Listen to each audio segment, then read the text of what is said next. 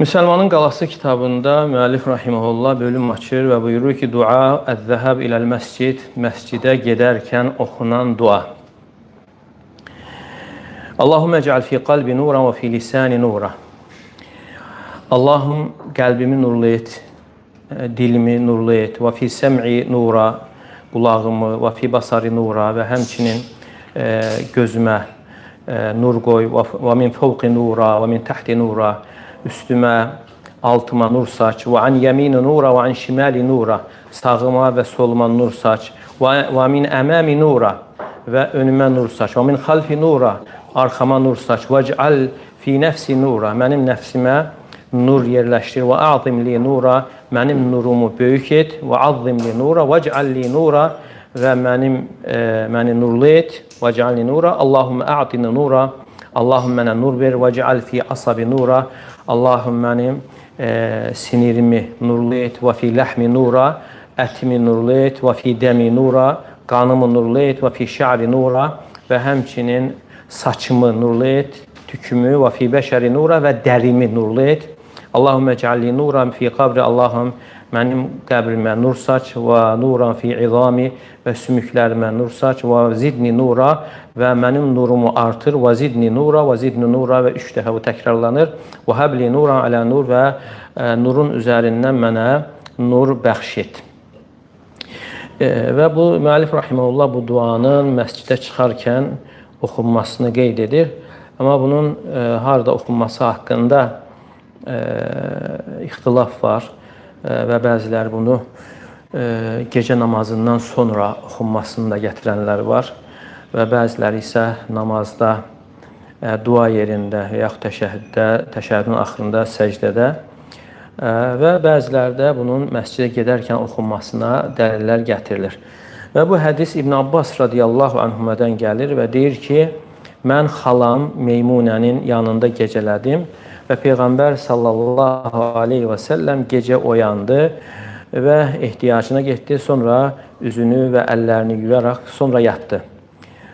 Thumma qama fa'ata al-qirba fa'atlaqa shinaqa. Və bundan sonra yenə oyandı və tuluğun yanına gəldi və tuluğun ipini açdı. Sonra orta şəkildə bir dəstəmaz aldı. Amma tam olaraq, yəni bir dəfə yumaqla, amma isbaq deyilir ona, tam şəkildə yuyaraq. Yəni burada mənası 2 dəstəmazın arasında bir dəstəmaz, yəni orta dəstəmaz aldı. Və burada da bəzən ola bilər ki, bir dəfə yumaqla, 2 dəfə yumaqla bu isbaq adlansın, yəni tam şəkildə olsun. Thumma qama fasallə. Və deyir ki, sonra Allah Resulü sallallahu aleyhi və səlləm qalxaraq namaza başladı. Və mən də durdum. Fətəmaddaytu kərahitə ən yara ənni kuntu əntəbihu ləhu. Mən elə bil ki, gərnəşdim və dartındım ki, yəni Peyğəmbər sallallahu aleyhi və səlləm yəni elə bilməsin ki, mən ona diqqət yetirirdim. Yəni elə bil ki, mən də indi oyanmış kimi. Yəni dartındım, gərnəşdim.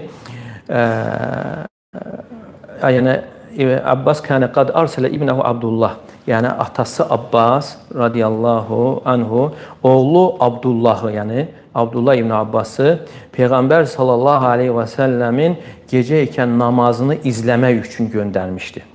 Yəni onlar gündüz Peyğəmbər sallallahu aleyhi və səlləmin namazını görürdülər və istədilər ki, gecə qıldığı namazın halı necə idi və gecə etdiyi ibadətini bilsinlər.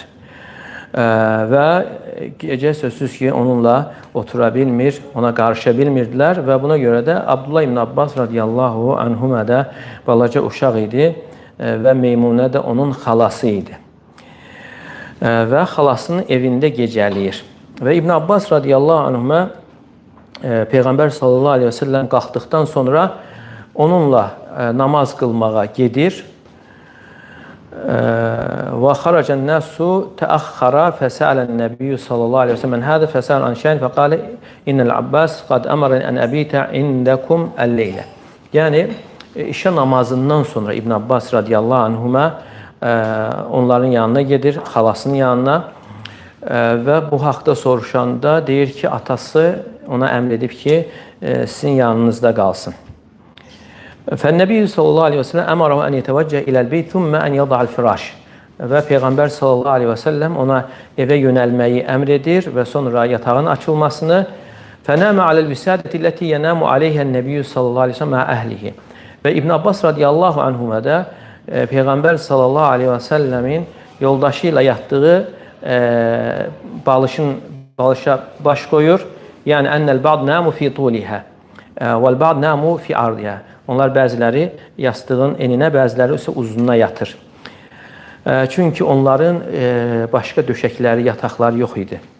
Və Peyğəmbər sallallahu aleyhi və səlləmi gecə ikən izləyir və yətəhəş ən yarahu nəbiyyə sallallahu aleyhi və səlləm və yenə çəkinir ki, onun baxmasını, izləməsini Peyğəmbər sallallahu aleyhi və səlləm görməsin və yaxud hiss etməsin.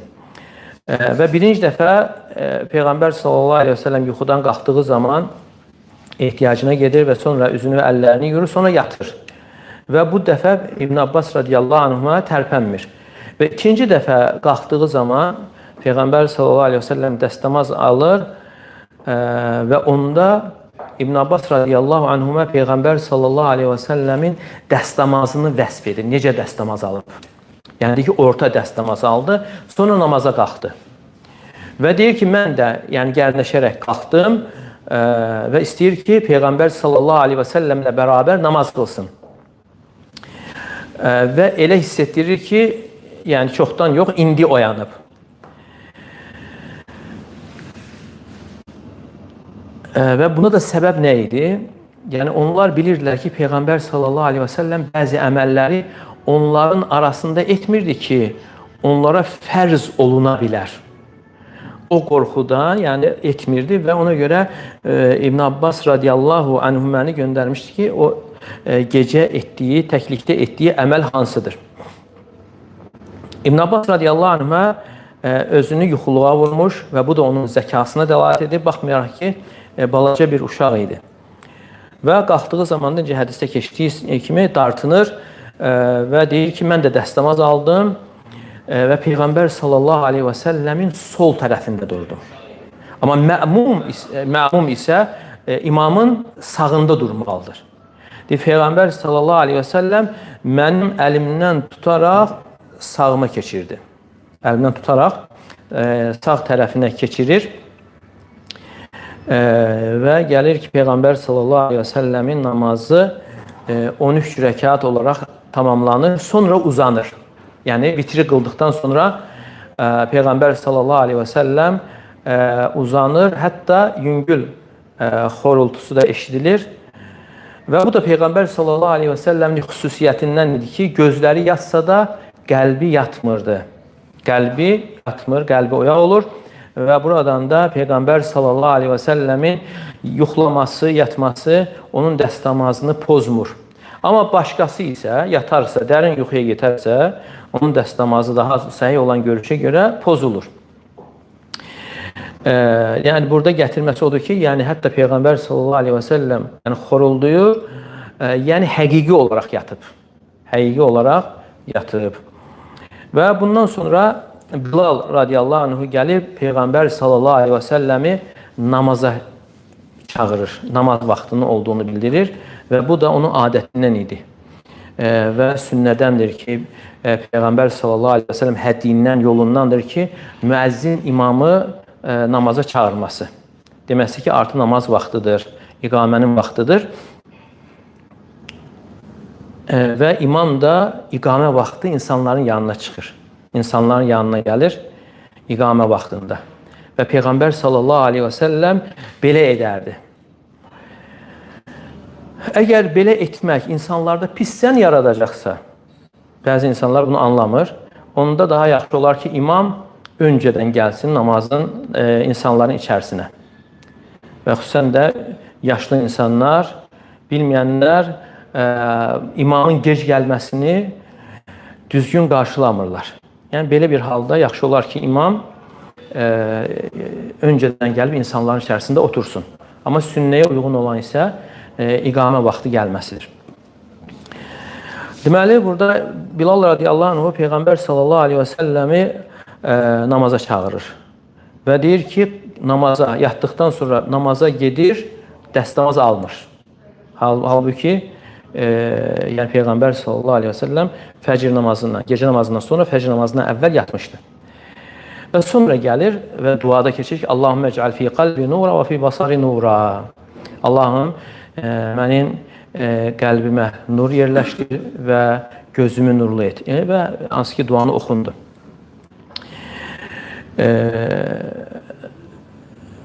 Və duasında, yəni bu da dəlalət edir ki, bu da olunan dualardan biridir. Allahümmə ec'al fi qalbi nura. Qəlbimi nurlu et. Çünki qəlb hidayətin yeridir, hidayət yeri qəlbdir. Əgər qəlbdə nur olarsa, qəlb nurlanarsa, bütün bədən nurlanır.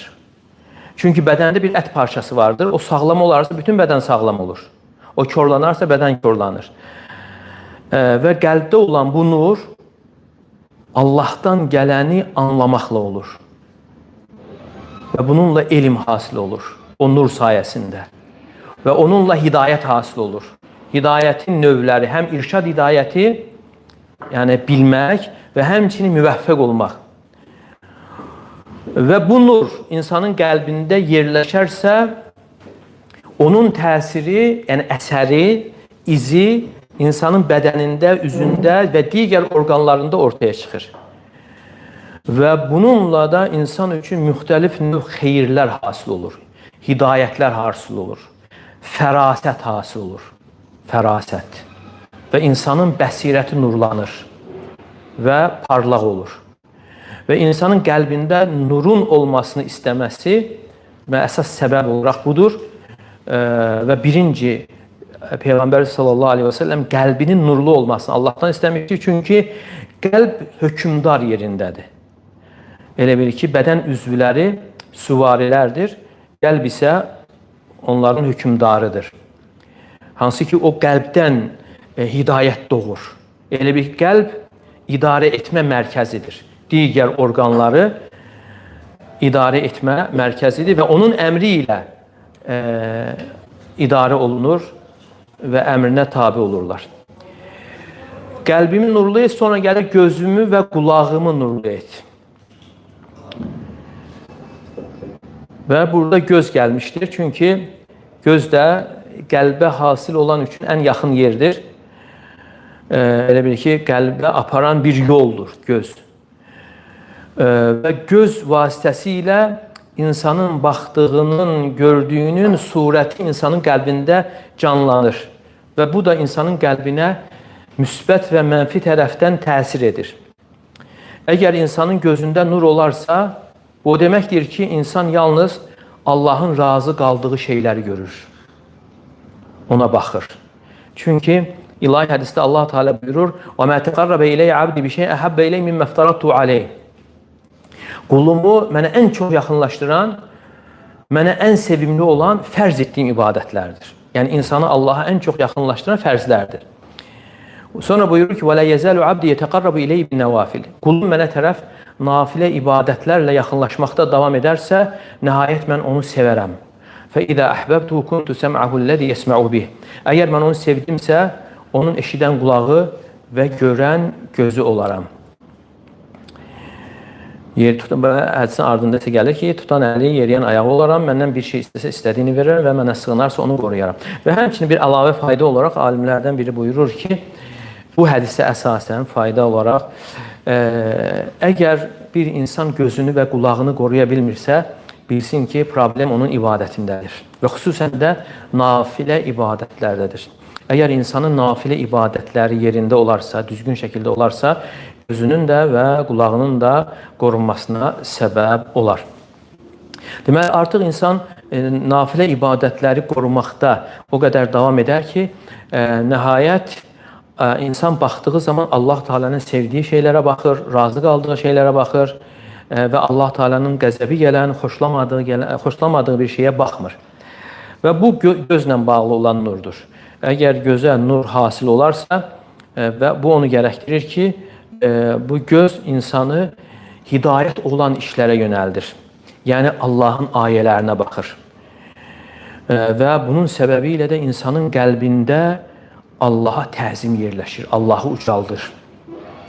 Və bundan başqa gizli olmayan nə qədər xeyirlər hasil olur. İnsan məsələn Quran ayələrinə baxmaqla və həmçinin Kovni ayələr hansılardır? Yəni ayə sözü əlamət deməkdir. Allahın təkliyinə, əzəmətinə, dəlalət edən əlamətlər də, ayətlər də iki cürdür. Var oxunan ayətlər və bir də yaranan məxluqlar, məsələn dağlar, yerlər, göylər. İnsan onlara baxaraq onları düşünməsi, təfəkkür etməsi Allahın əzəmətinin qəlbinə yerləşməsinə səbəb olur. Və burada da qəlbdən sonra gözün nurlu olmasını istəyir Peyğəmbər sallallahu aleyhi və səlləm və artıq insan bu gözü ilə həm nəqli ayələrə, oxunan ayələrə baxır və bununla da ibadət hasil olur və qəlb daha da möhkəmlənir. Və bundan sonra qulaq gəlir. Deməli, ümumiyyətlə qulaqla göz, yəni alimlər bunu navalçalara bənzədir. Elə bilir ki, qəlb bir hovuzdur. Qəlb hovuzdur. Göz və qulaq və yaxud əlavə olaraq dildə bunlar novlar və yaxud navalçalardır. Əgər o novlara, navalçalara təmiz su gələrsə, o hovuz təmiz suyla dolur. Əgər çirkab gələrsə, çirkabla dolur. Deməli, insanın gözünü və qulağını Allahın sevdiyi və yaxşı bir şeyə baxması, istifadə etməsi, qulaq asması qəlbinin xeyirlə dolmasına səbəbdir. Əgər bunu çirkaba yönəltməsi, qəlbin çirkabla dolmasına səbəb olur.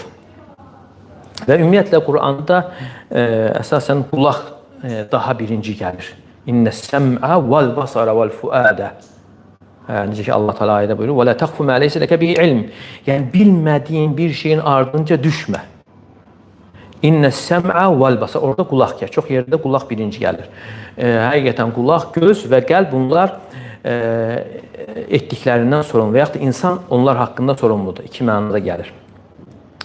Deməli, bəzən Quranda daha çox qulaq gözdən öndə gəlir, çünki daha kamil, daha şamil, əhatəlidir. Deməli, göz elədir ki, göz açıq aydın görünən şeylər görür. Amma qulaq isə görünməyən şeylər eşidir. Məsələn, qulaq külək görsənmir, amma səsi eşidir. Və həmçinin göz elədir ki, yalnız qarşısında olanı görür, amma qulaq isə hər tərəfdə olanı eşidir. Və həmçinin göz yalnız gözün dərk etdiyini görür, onun gücünə və zəifliyinə görə, lakin qulaq isə elədir ki, bundan da uzaq olanı eşidir. Yəni, biz görmədiyimiz şeylərin səsini eşidirik. Hansı ki, oraya heç gözümüz çatmır. Və bəzən insan görmə qabiliyyətini, hissiyatını itirir. Necə ki, bu müşahidə olunan bir şeydir. Necə ki, elm əhli də qeyd edir ki, və bunun əksi insanın bəsirətində olur, bəsirətinə yerləşir və göz görmədiyi zaman insanın dərk etməsi, əzbərləməsi, dəqiq yadında saxlaması daha da güclənir. Çünki göz elədir ki, göz çox vaxt qəlbdə təşviş yaradır, qarışdırır və insan baxdığına görə qəlb şaxələnə bilir. Məsələn, insan gözü ilə çox şeylər görür. Amma göz gedəndən sonra insan daha çox şeylər əldə edə bilir, hansı ki, əzbərdir və yadda saxlamasıdır və onları dəqiqliklə bilməsidir. Və çünki insanın görməsi bunu burada qəlbdə təşviş yaradır və buna görə də gözlərini itirən insanlar hifzə, əzbərləməyə, yadda saxlamağa başqalarından çox vaxt, yəni nadir istisnalar başqa, çox vaxt daha qadirdirlər. Və əlavə olaraq da insanın gözü ilə günahlara baxması. Günahlara baxması insanın qəlbini daha zay edir, körlüyür və daha da şaxələndirir. Və buna görə də insanın cismani gücü, bədən gücü yəni harama baxmadığı zaman daha çox olur. Haramı görmədiyi zaman. Ona görə elm əhlindən Əsma'i rahimehullah deyir ki, o insanlar ki, gözlərini itiriblər, onlar insanlar içərisində başqalarından bədən tərəfindən, kişilik tərəfindən də daha güclü olurlar. Nəinki görən insanlardan. Çünki insan gözü ilə haramı görməsi, harama çox baxması insanın bədənini zəiflədir və hətta insanın kişiliyini zəiflədir. Hətta İbn-i Qayyim rahimehullah gətirir ki, insan harama çox baxdığına görə impotent ola bilir. Və insanda davamlı acizlik yarada bilir. Amma nə vaxt ki, insan haramdan gözünü qoruyur və bir o qədər də bədən güclü olur və kişiliyi ilə daha güclü olur. Və sonra keçir ki, mənim duada, mənim sağ tərəfimə, sol tərəfimə, yəni nur saç, yəni hər iki tərəfin nurlu olmasını insan bu duada Rəbbindən istəyir.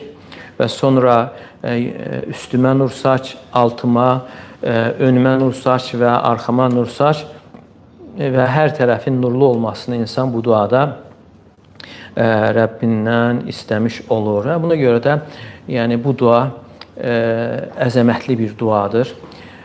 Çünki insan elədir ki, insan ətraf zülmətdir. Ətraf zülmətlə doludur. Bütün bunlar hamısı, bu zülmətlər insana təsir edir. Əgər insan bu duada keçən mənalar insanda hasil olarsa, o fəsadlardan, o zülmətdən, o qaranlıqdan insan qorunmuş olar. Ona görə bu Peyğəmbər sallallahu aleyhi və səlləmin yəni öyrətdiyi bu dualar, bu zikirlər insanın bərəkətli olması üçün nə qədər yəni mühümdür. Yəni bizə üz verən bir çox problemlər də bu hədislərdə gələn dualara, zikirlərə əməl etməməyimizdən irəli gəlir. Və bu hədisin faydalarını da götürək qısaca olaraq və Peyğəmbər sallallahu aleyhi və səlləmin dua etdiyi hansı ki, bu nurları Rəbbindən istəmişdir. Yəni, bu hər birində eyni zamanda da qiyamət günü nurlu olmasını istəmişdir. Yəni, elbette Allah Teala istəyir ki, bu orqanların hər biri qiyamət günü onun üçün nur saçsın. Və həmçinin Nəvavi rahimehullah deyir ki, bədən üzvlərində və hər tərəfində nurlu olmasını istəməsi, ona haqqın bəyan olmasını, haqqın işıqlı olmasını və haqqa hidayət olmasını elə bil ki, istəməsi deməkdir. Yəni, çünki müxtəlif mənalar var orada. Həm dünyada elə bil ki, haqqa hidayət olması, yəni nur sözünün mənalarından və həmçinin qiyamət günü onun üçün işıq saçması. Və eyni zamanda şeytanın yollarını daraltmış olur. İnsana olan məsləyini, yəni keçid yerlərini. Çünki şeytan söz vermişdir ki, ثُمَّ لَآتِيَنَّهُ مِنْ بَيْنِ أَيْدِيهِمْ وَمِنْ خَلْفِهِمْ وَعَنْ أَيْمَانِهِمْ وَعَنْ شَمَالِهِمْ وَلَا تَجِدُ أَكْثَرَهُمْ شَاكِرِينَ. Sonra mən onların önündən, arxasından, sağından və solundan gələcəyəm. Sən onların çoxunu şükr edən görməyəcəksən. Yəni, şeytan Allaha söz verir ki, mən onların sağından, solundan, önündən, arxasından gələcəm və son onların çoxunu şükr edən görməyəcəksən. Deməli, insan bu duanı etməklə artıq şeytanın bu yollarını daraltmış olur. Və həmçinin Peyğəmbər sallallahu aleyhi və səlləm bu duasının Əs-salatu nur, namaz nurdur sözü ilə də sıx əlaqəsi vardır. Çünki insan bu duanı namaza yönəldiyi zaman deyir. Hətta namaza yönəldiyi zaman elə bil ki, insan namazdakı kimi sayılır və həmçinin bununla istəmiş olur ki, namaz onun üçün bir nur olsun. Və Peyğəmbərimiz sallallahu aleyhi və səlləm hədisdə buyurur ki, mən hafaza aleyhə, yəni kim namazını mühafizə edərsə, kânət lehu nurhan nuran və burhanən və nəcətən yevməl. O namaz qiyamət günü onun üçün bir nur, burhan, dəlil və qiyamət günü onun üçün bir nicat və qurtuluş olar.